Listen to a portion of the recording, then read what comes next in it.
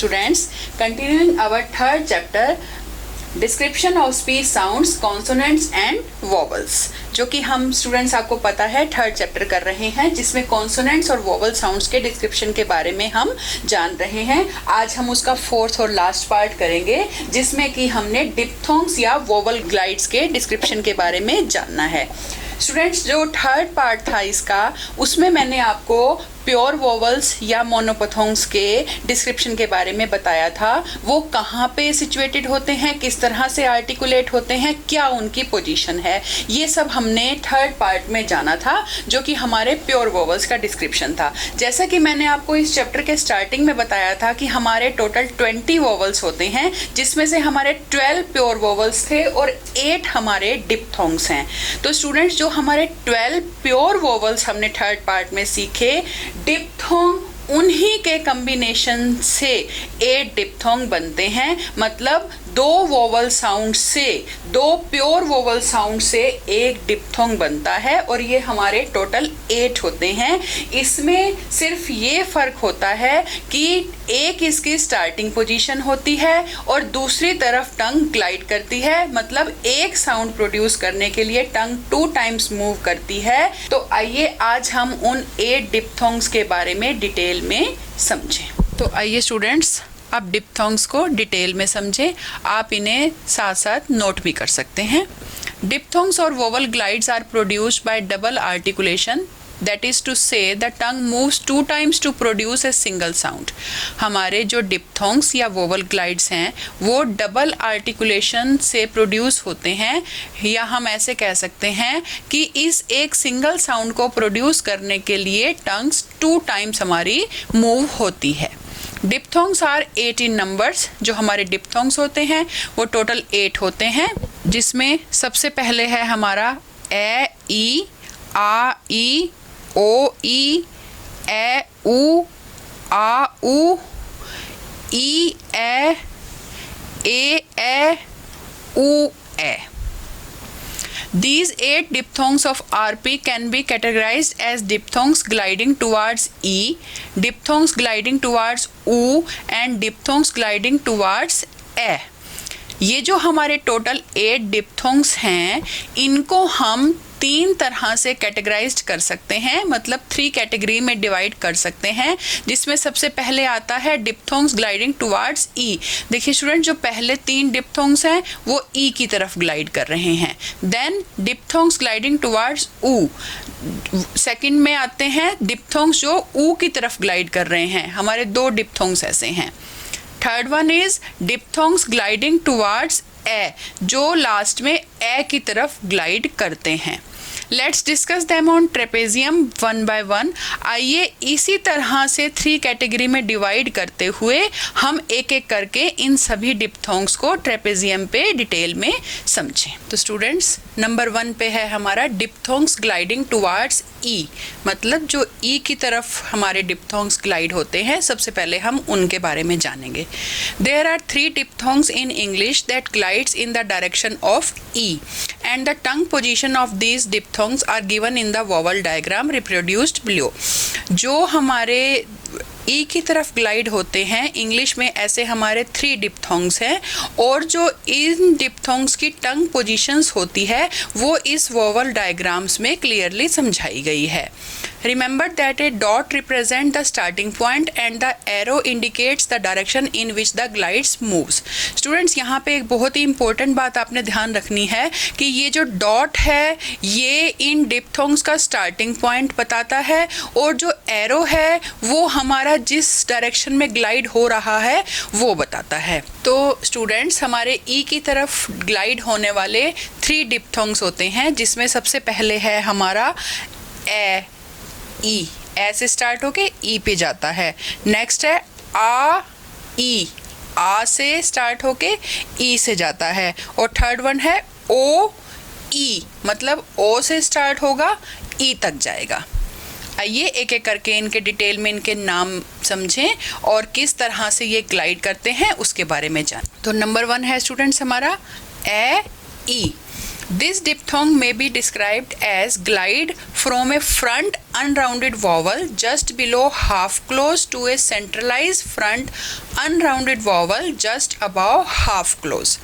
Students, यहाँ पे मैं आपको एक बात क्लियर करूँ कि जो प्योर वॉवल्स में हमने इनके नेम्स के बारे में जाना था, ये हमारे वॉवल्स हैं.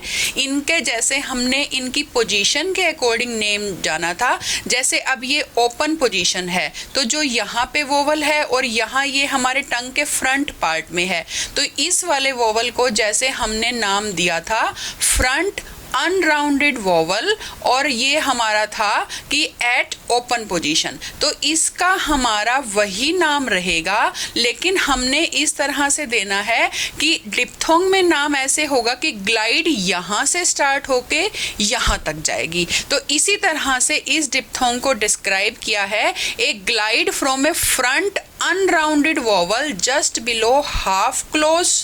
देखिए यहाँ पे ये हमारा वॉवल है, तो ये फ्रंट अनराउंडेड वॉवल है जस्ट बिलो हाफ क्लोज. कहाँ जा रहे हैं? To a centralise front unrounded vowel. Centralise ये है हमारा centralise front unrounded vowel just above half close, मतलब ये हाफ क्लोज पोजीशन के बिल्कुल ऊपर. सिर्फ हमने डिप्थोंग में ये चेंजेस है क्योंकि ये दो वॉवल से मिलके बना है, इसमें टंग की 2 बार पोजीशन चेंज होती है, टंग मूव करती है 2 बार, तो एक वॉवल से दूसरे वॉवल की तरफ, तो ये एक ग्लाइड हो जाती है एक वॉवल से दूसरे वॉवल की तरफ. और क्योंकि ये तीनों ही हमारे जो डिप्थोंग्स इसमें हमने लिए हैं हमारे ई की तरफ मूव कर रहे हैं, तो इनका नाम लास्ट में जो है जब हम सेकंड वाले का बताएंगे तो सेम ही रहेंगे, क्योंकि बाद वाला जो हमारा वोवल है तीनों में सेम है. AE can occur initially, medially and finally in a word as in aim, pain and play respectively. देखिए स्टूडेंट्स, जो ये हमारी ए की साउंड है, ये इनिशियली मतलब किसी वर्ड के स्टार्टिंग में, मीडियली मतलब बीच में, और फाइनली किस तरह से आती है? एम में सबसे पहले आई एम, देन पेन बीच में आई, एंड प्ले लास्ट में आई ए प्ले. इस तरह से ये हमारी साउंड इनिशियली, मीडियली और फाइनली आई. नाउ सेकंड वन इज आ ई. A glide from a front open unrounded vowel to a centralized front unrounded vowel just above half close. Front open unrounded vowel. देखिए front open and unrounded vowel, यहाँ से glide start हुई. A glide from a front open unrounded vowel to a centralized front unrounded vowel just above half close. यहाँ से यहाँ तक. I can occur initially, medially and finally in. Initially आती है eyes में, starting में eyes, then bite medially and by last में by में. इस तरह से हमारे last में sound I. Third one is O E. O और ई की जो साउंड है, एक glide from a back rounded vowel between open and half open. देखिए बैक राउंडेड वॉवल, ओ बोलते हुए लिप्स की पोजीशन हमारी राउंडेड है, तो ये बैक राउंडेड वॉवल है. Between open and half open, open and half open के बीच में है. To a centralise front unrounded vowel just above half close. ये हमारी वही position, centralise front unrounded vowel की तरफ just above half close. OE can occur initially, medially and finally in a word as oil. Starting में आई oil, boil medially I and boy. तो इस तरह से हमारी ये साउंड वर्ड्स में ऐसे आती है, ऑयल में स्टार्टिंग में, बॉयल में मीडियम में और बॉय में लास्ट में. Now second one is diphthongs gliding towards ऊ. मतलब अब हम ऐसे डिप्थोंग्स के बारे में जानेंगे जो ऊ की तरफ ग्लाइड करते हैं. There are 2 diphthongs in English which glide in the direction of oo and the tongue position of these are given in the following vowel diagram. हमारे इंग्लिश में 2 ऐसे डिप्थोंग्स हैं जो ऊ की तरफ ग्लाइड करते हैं और उनकी टंग पोजीशन इस डायग्राम में दी गई है. देखिए स्टूडेंट्स, यहाँ से यहाँ तक वही हमारा डॉट जो है स्टार्टिंग पॉइंट है, यहाँ से यहाँ तक गया, फिर यहाँ से ये इधर गया, तो ये हमारे दो डिप्थोंग हैं। तो इस तरह से हम ये देखेंगे, ए से ऊ की तरफ गया और ये ओ से ऊ की तरफ गया। तो इनका डिस्क्रिप्शन देखते हैं। फर्स्ट है हमारा आ ऊ, मतलब आ से ऊ की तरफ। A glide from a back open unrounded vowel to a centralise back rounded vowel just above half close position. मतलब back open unrounded, this is back open unrounded vowel, यहाँ से स्टार्ट होके कहाँ गया, centralise back rounded vowel. Centralise back, centre के नज़दीक है इसलिए centralise back unrounded vowel just above half close position. तो इसी तरह से ये इसका नाम हो जाता है, a glide from a back open unrounded vowel to a centralise back rounded vowel just above half close position. आ ऊ occurs initially, medially and finally in the words as in out, bowl and cow respectively.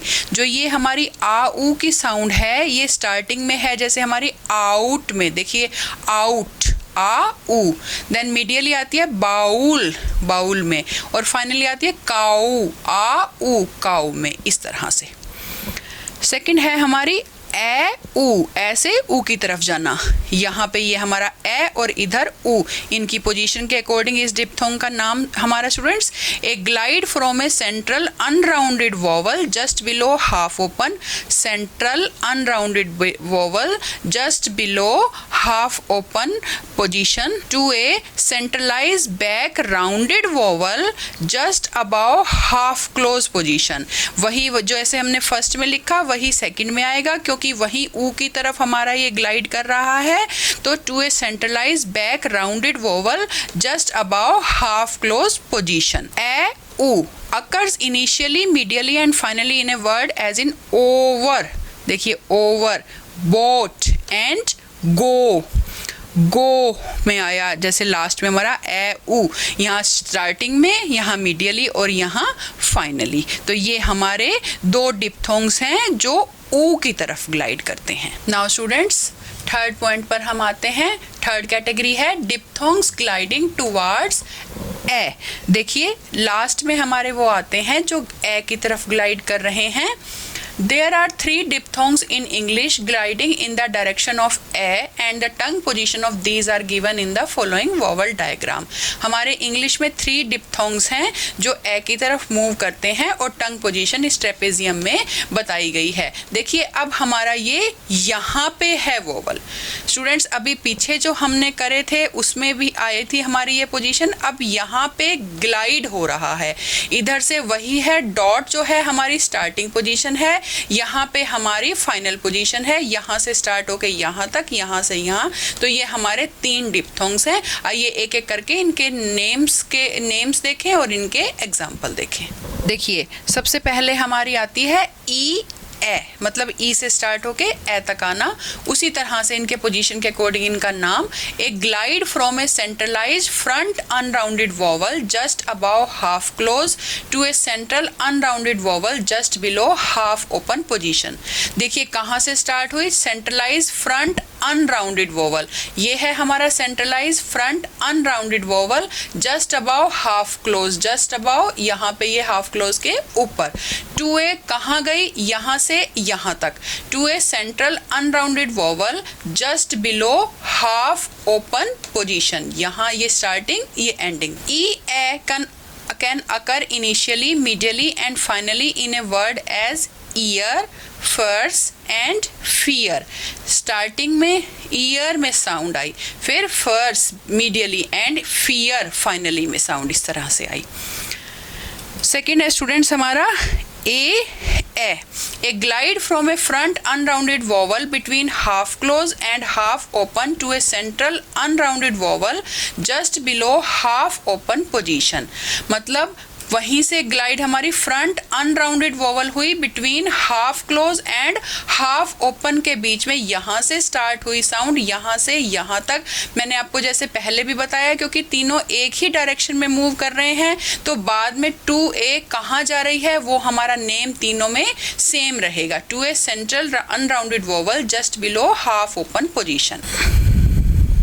AA can occur initially, medially and finally in a word as aeroplane, careful and care respectively. Starting में aeroplane, medially careful and care finally.